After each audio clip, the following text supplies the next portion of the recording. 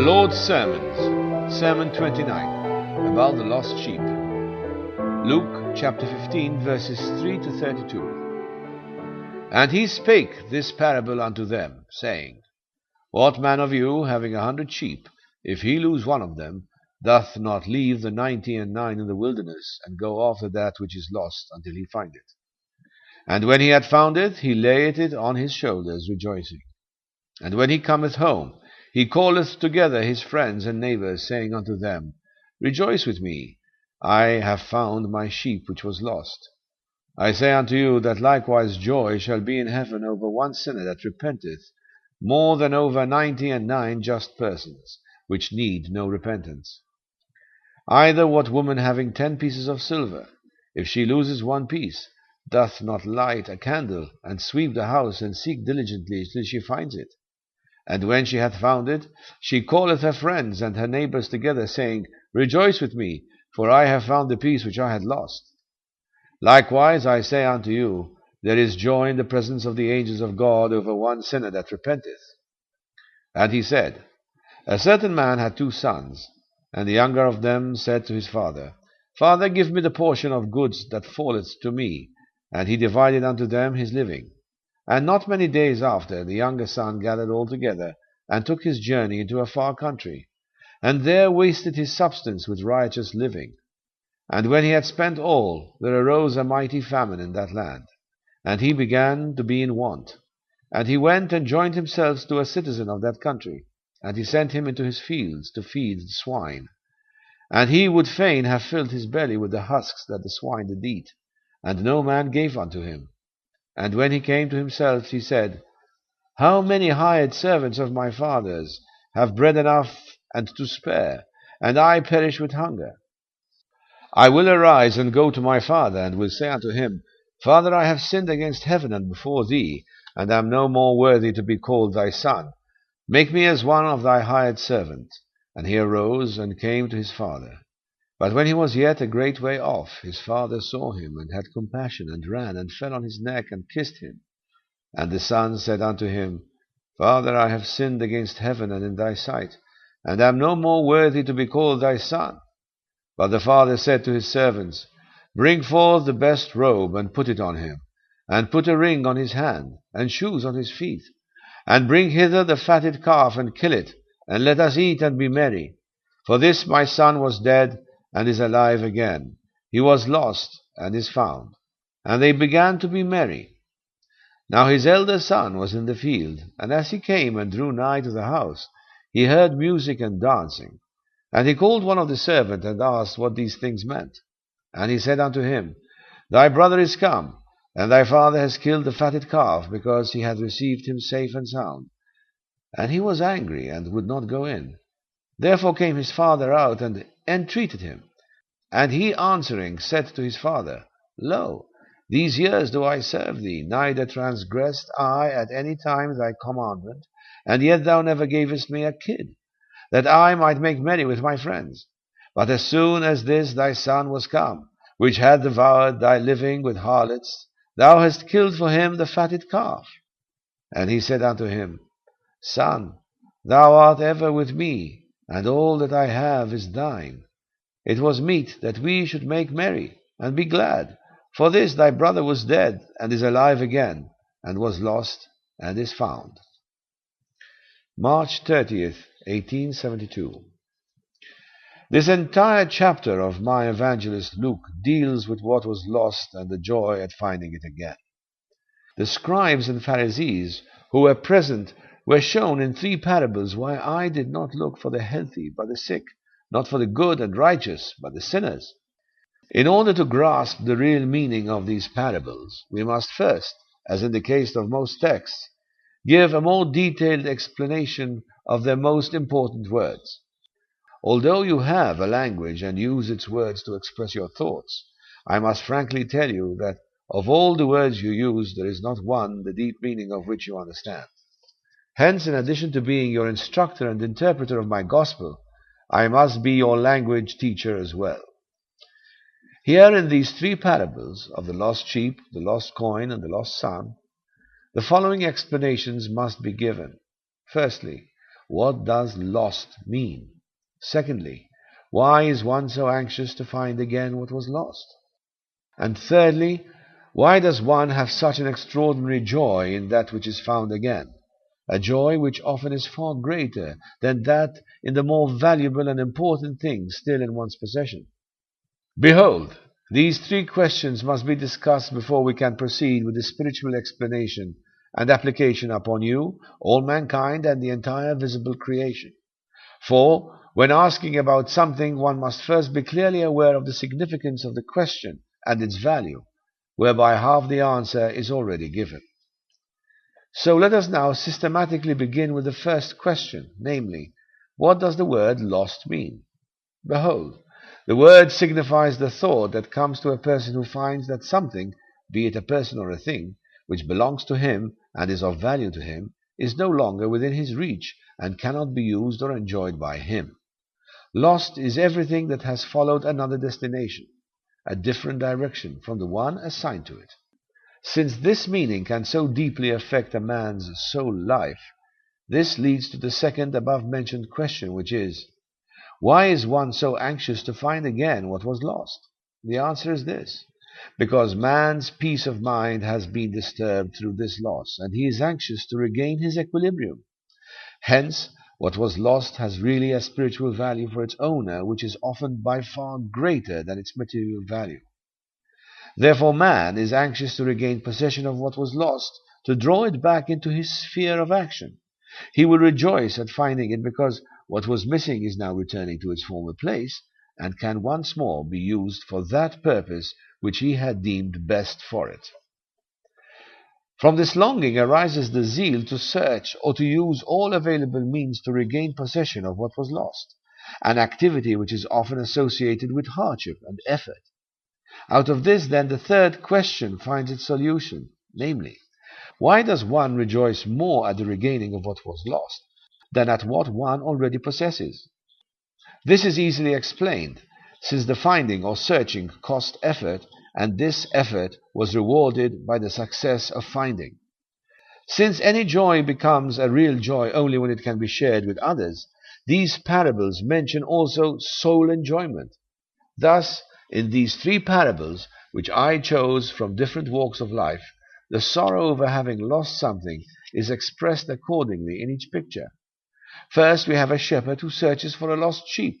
This parable is directed against the accusation that I sought the company of people who, in the eyes of the scribes and Pharisees, were burdened with sin. What is a shepherd? Behold, a shepherd is a man who has been entrusted with a certain number of animals, which he is expected to lead to good pastures, and, if necessary, to protect from all dangers.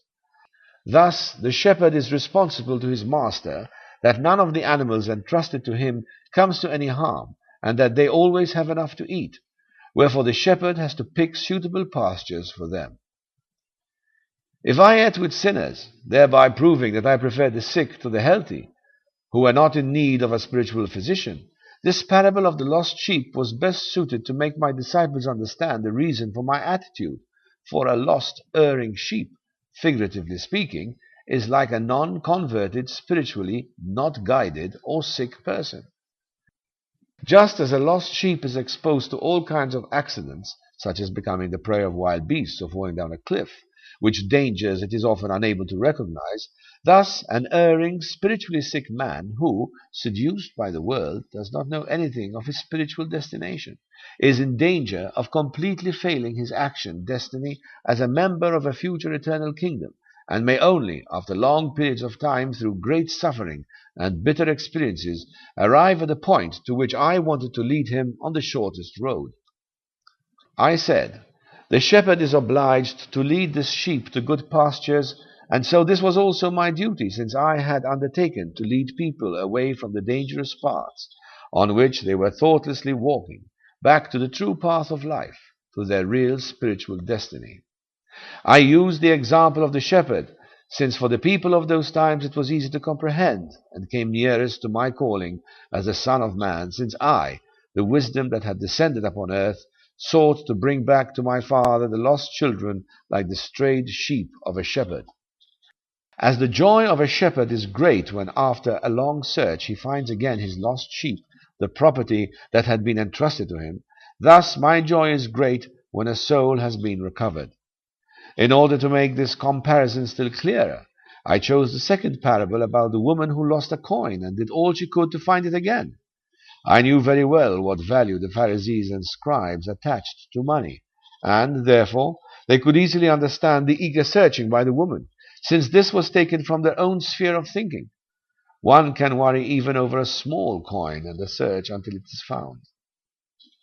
I had still other reasons in mind when I told them first the parable of the lost sheep as being with a soul, then about the lost material thing of a supposed value, and finally about the loss of spiritual dignity in the picture of the prodigal son.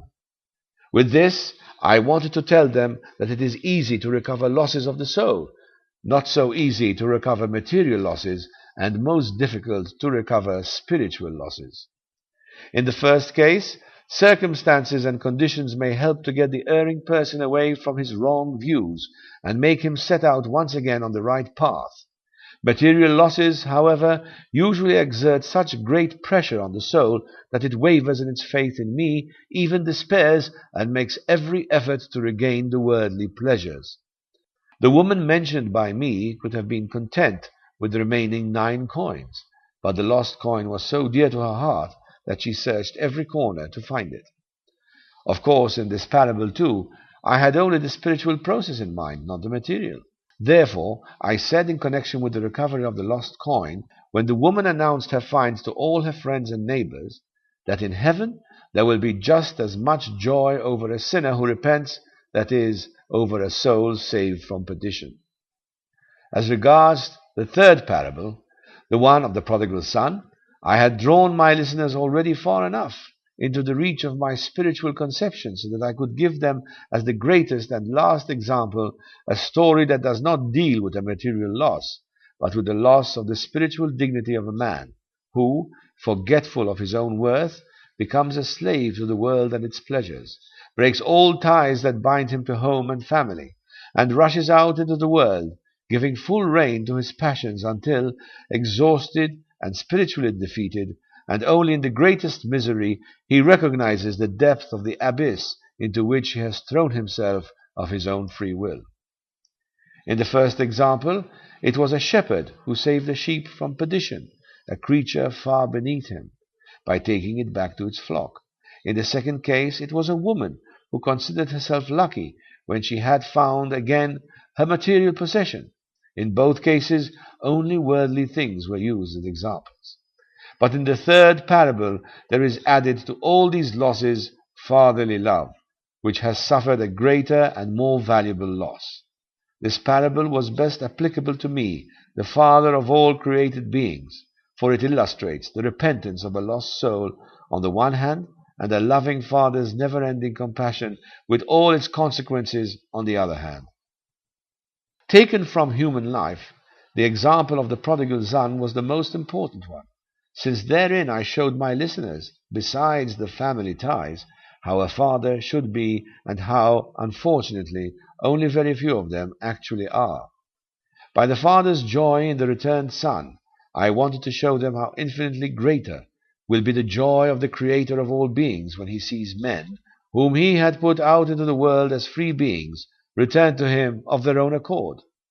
Through this parable, I could make them understand that in my kingdom of spirits, the joy over such a return is even greater than in the life of a family when a long-missed member has returned, by figuratively speaking of the feast which the father ordered when his son, whom he had believed dead, came back. Thus, these parables presented 3 pictures from human life which applied not only to those times, but all times, including yours. I spare no pains to save the lost sheep and sons, leading home the former and inducing the latter to return of their own free will. Admonitions, troubles of every kind, illness, and bereavements shall keep reminding them that there is still another world besides the visible one. I do not overlook a thing, and actually the entire creation demonstrates to you in what way the prodigal son must return gradually to me, his Creator and Father. For eons of time this process has been and still is taking place in other worlds. On your earth it is approaching its conclusion, and a great step forward will have been accomplished, enabling the bound spiritual to evolve more easily and quickly towards the destination for which I have chosen this earth globe and its inhabitants. Everything in the entire universe must become spiritualized, must evolve upwards. But you people, for whose sake I myself came to earth, have a greater mission before you than millions of other spirits of other worlds. For not without reason and purpose did I choose your earth, and upon it my own humiliation, as an example for my entire realm of spirits. That is why all of you are here surrounded by more temptations, since the price of your future existence is greater than that of many beings upon other globes who go slowly through their process of purifications and transformations, whilst you, endowed with the great light of my word and example, can, with a strong will, soon attain for what other beings need unimaginably longer periods of time. Here on this small earth, the process of spiritualization must be faster. Everything has been arranged in such a way, and all means are available for humans as they spiritualize themselves, their soul, and through it their body, to encourage retroactively also the spirits bound in dark matter towards faster progress. For coarsely built souls need coarse, rigid matter, whereas finer, spiritually developed beings require also a lighter basis. Therefore, as mankind progresses in its spiritualization, the world in which it has to live follows it step by step.